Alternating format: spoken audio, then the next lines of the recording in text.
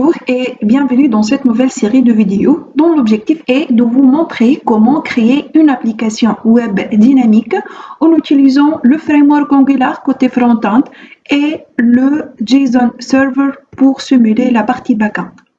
Pour créer une application web dynamique, donc il faut utiliser non seulement la partie front-end, mais aussi il faut penser à l'implémentation de la partie back-end. Nous, dans notre formation, on a utilisé l'Angular, le framework Angular, pour implémenter la partie front-end de notre application. Maintenant, on va penser aussi à la partie back-end. En fait, pour rendre cette application dynamique, il faut donc implémenter cette partie back-end qui va donc prendre en charge tout ce qui est interaction avec la base de données, aussi des calculs et des traitements avancés. En effet, dans une application Angular, vous aurez très souvent besoin de faire des appels à un back-end ou à notre serveur pour enregistrer ou charger des données, par exemple, ou pour effectuer des calculs et des modifications de données que vous ne souhaitez pas le faire dans la partie front-end de votre application. Pour gérer la communication entre la partie front-end et la partie back-end, vous allez donc utiliser le protocole HTTP pour quel que soit consommer des services de type GET, de type POST, de type DELETE ou de type PUT. D'accord? Donc, ces services vont être implémentés dans la partie back-end de votre application. Et dans ce cas, on parle de quoi? On parle de REST API, donc des web services de type REST. Vous allez implémenter des web services de type GET pour récupérer des données, POST pour ajouter des données dans votre base de données, dans le DELETE pour supprimer et le PUT pour faire quelques modifications. Vous pouvez implémenter ces services en utilisant le langage PHP par exemple et des frameworks aussi implémentés avec ce langage tel que le API Platform pour implémenter ce service. Vous pouvez utiliser le langage native Java ou vous pouvez aussi donc utiliser des frameworks qui se basent sur ce langage Java tel que le Spring Boot. Vous pouvez aussi travailler sur une application web dynamique full stack JavaScript. Donc vous pouvez aussi utiliser le JavaScript côté backend en utilisant le framework Express.js et ou Nest.js. D'accord? Donc, il y a plusieurs possibilités pour implémenter la partie back-end de votre application. Nous, notre objectif dans cette série de vidéos, c'est de vous montrer comment donc assurer cette interaction entre la partie back-end et la partie front-end. Sachant que l'output de ces services, ça va être toujours sous format JSON. Donc, notre application Angular, elle va consommer des données sous format JSON et que seront envoyées par donc, la partie back-end. Donc, de même, lorsque notre application, donc, elle va donc envoyer des données vers le back-end, donc, elle va utiliser le format JSON comme format d'échange entre les deux tiers. D'accord? Donc, dans cette formation, on ne va pas implémenter de service en utilisant le PHP ou le Java, mais plutôt on va utiliser le JSON Server. Donc, le JSON Server, c'est un outil qui va nous aider à tester donc, la partie frontale de notre application. Donc, le JSON Server, ça va nous aider à consommer des services du type GET, POST, DELETE et PUT prédéfinis, d'accord? Et donc, comme base de données, donc le JSON Server il utilise donc un fichier JavaScript, JSON statique. Donc on va persister les données quelque part dans un fichier JSON. Voilà, donc je vais vous montrer maintenant comment installer le JSON Server sur votre machine et comment travailler avec l'outil JSON Server.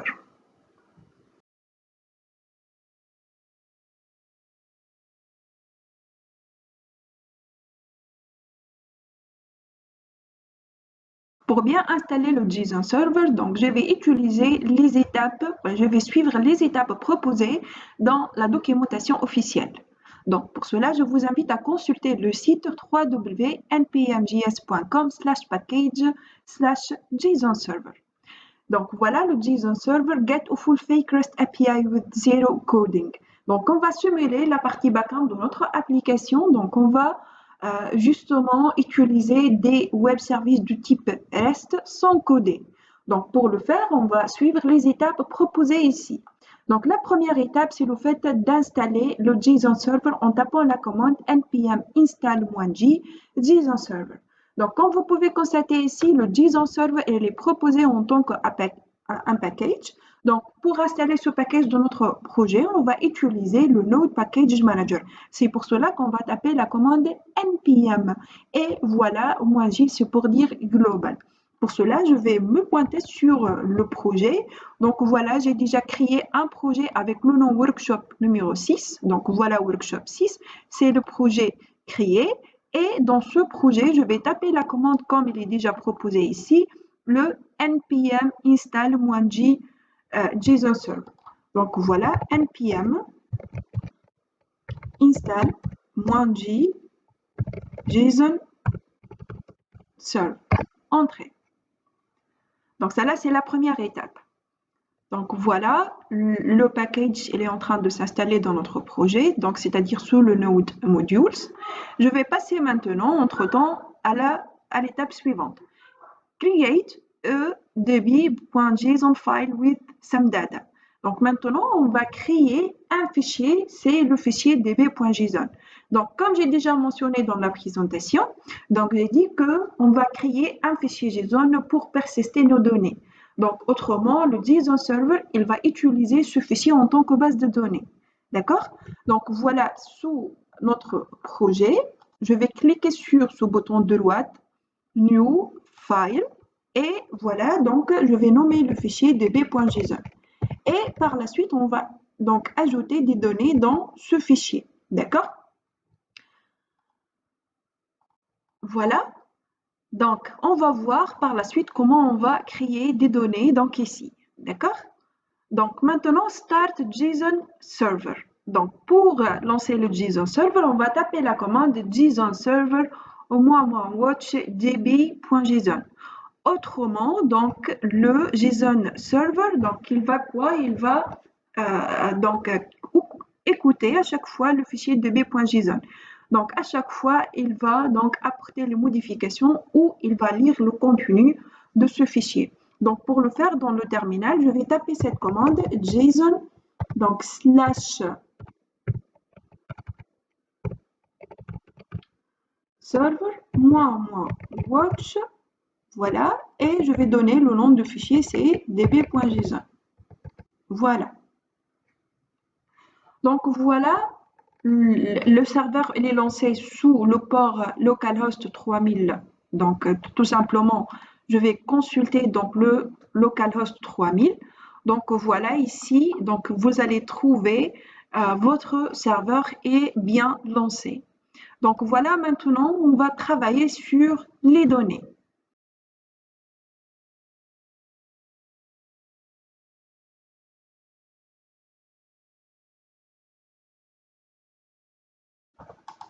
Maintenant, on va ajouter donc quelques données dans le fichier JSON et on va essayer d'afficher le contenu de ce fichier en utilisant l'URL proposée. D'accord?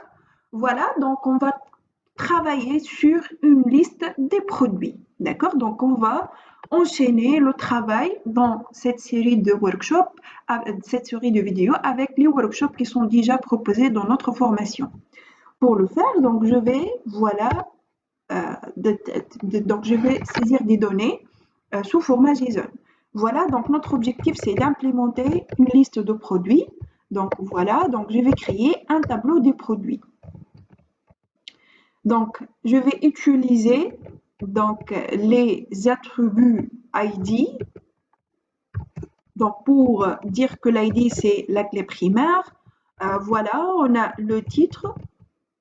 Par exemple, donc je vais proposer le titre Product 1, virgule. Donc on va donc donner aussi le prix, donc price.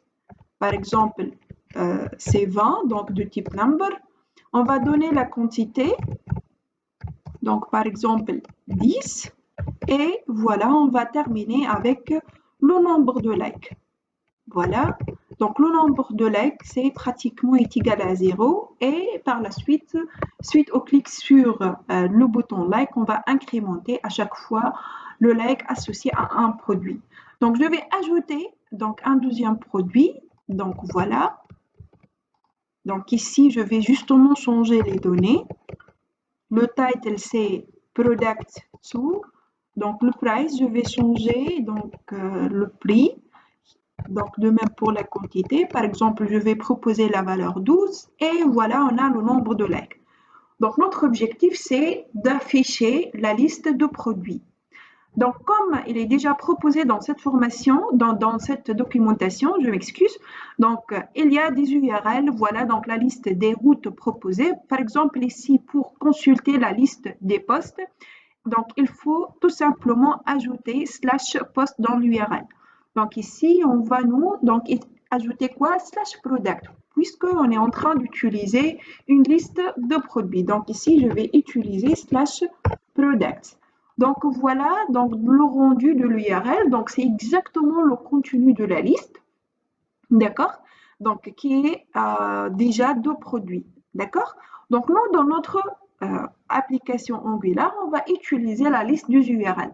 Donc comme si le retour de JSON Server, c'est un web service de type GET. Donc ici notre objectif est de récupérer la liste de produits qui sont déjà persistés dans le fichier db.json. D'accord? Donc, on va voir ensemble comment on va utiliser la liste du URL proposée par le JSON Server afin d'implémenter la partie front-end de l'application.